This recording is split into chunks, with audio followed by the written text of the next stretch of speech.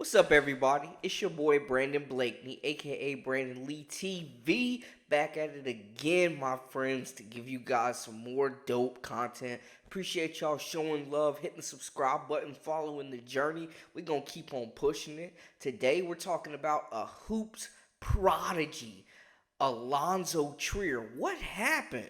We gotta get into it. This once famed bucket getter is now 27 years old and out the NBA and professional basketball as a whole. It's unbelievable. He might even be a lot more aggressive coming into the league than I was. You know, he has a huge chip on his shoulder. The sky's the ultimate limit for him, man. It's crazy to think he was undrafted. You are now locked into the Live with Brandon Blakeney podcast. Here is your host, Brandon Blakeney. As we mentioned, Alonzo Trier was a Hoops Prodigy. One thing that I read that was mad dope is one of my favorite players, Pistol Pete.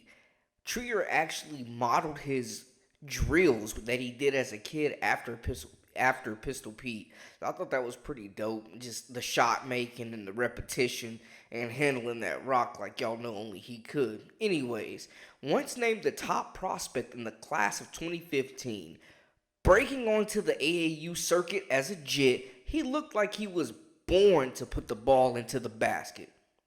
Born in Seattle, Washington, Trier made headlines at a very young age. He always showed love to his mom for holding it down and supporting his NBA dreams. When I was 8 years old, I told my mom the only thing I wanted to do was focus on playing basketball. I made that vow to dedicate myself to the game, and it hasn't stopped since then. He was homeschooled until his junior year of high school, but still had an admirable high school career in those 2 years. Playing at first Montrose led them to a state title, was named Gatorade Player of the Year that year, and then the next year, his senior year, he headed to Findlay Prep in Nevada, if you're familiar, if you know, you know, where he continued giving out serious work. Trier was named a McDonald's All-American, an accolade that all high school players chase, as well as being invited to the Jordan Brand All-American game. Another dope event to just come and get buckets. And he showed out. At this point, he's a consensus 5-star recruit and regarded as one of the top prep players in America. He could have played anywhere in the country. Ended up choosing Arizona and Coach Sean Miller. And it was an up and down college career to say the least. He did come in hooping, though, in Arizona, averaging 14.8 points per game his freshman season, but he ended up missing 7 games due to a broken bone in his hand. People think that that's why he didn't go one and done like most people assumed that he would, a player of that caliber, so he surprised some people when he announced that he was coming back for year 2. But then this happened. Late Thursday afternoon, the NCAA ruled Trier ineligible after he failed a student-athlete drug screen for the second time in 2 years. Trace amounts of a banned substance. Arizona Athletics say it appeared to be remnant of the substance Trier took unknowingly back in 2016. He was taking the meds to deal with pain from a car crash that he had got into. Trier would eventually be reinstated after a lengthy investigation. He missed 19 games. With that, he still made second-team All-Conference and won MVP of the Pac-12 tournament. He surprised even more people, though, the next year, deciding to return for a third year. Unfortunately, history repeats itself. Trier was suspended again for traces of that same substance he got knocked for the year before.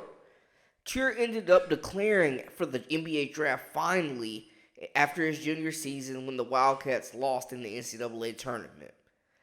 The draft didn't go as expected for him. The draft was one of the worst, most disappointing nights of my life. I don't know what they overlooked in me. I don't know what they didn't see.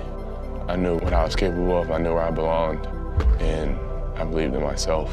Trier made the most of his debut with the Knicks, though. He came in scoring what he does naturally, showing that 3-level scoring ability. And you know, when you're cooking in the garden, they gotta give you a sweet nickname. So the legend of Isozo was born. At the time, Trier signed the largest contract for an undrafted free agent ever. 2 years for $7 million.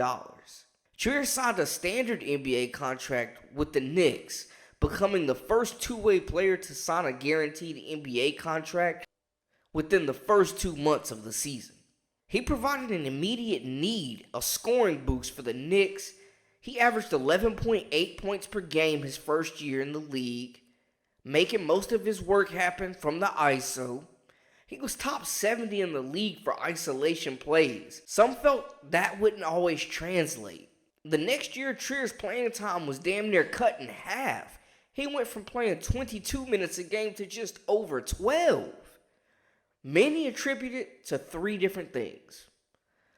1, too much isolation. The ball would kind of stop in his hands, and some say the flow of the offense was suffering. I mean, they only won never mind, we ain't even gonna do that to him. Anyways, he never really learned how to run a team and be a lead guard. He never transitioned into that point guard, and he was locked in a box as an undersized 2 guard. Next, his defense was in question. People were saying Trier couldn't guard the chair I'm sitting in recording this video right now. With his length and natural athleticism, you would think maybe it could have been an effort thing. I don't know. Lastly, this was the dagger for his time in New York. The Knicks drafted a player the year after Trier was drafted at the same position with the number 3 overall pick.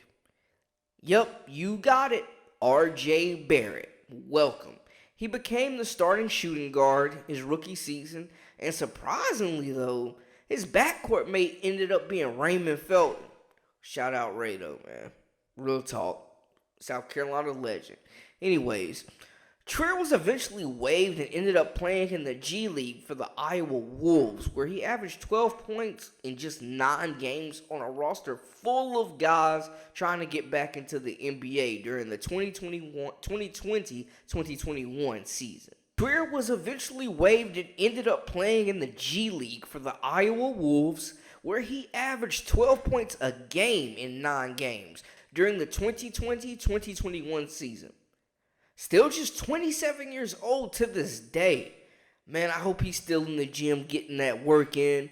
This league right now in the NBA, it's so ISO and pick and roll dominated. Maybe Isozo can come back and make another run for a contender. I think he did better than a lot of other child prodigies. I mean, he lived up to the expectations. He made it to the NBA, got him a few M's, got him a few mills.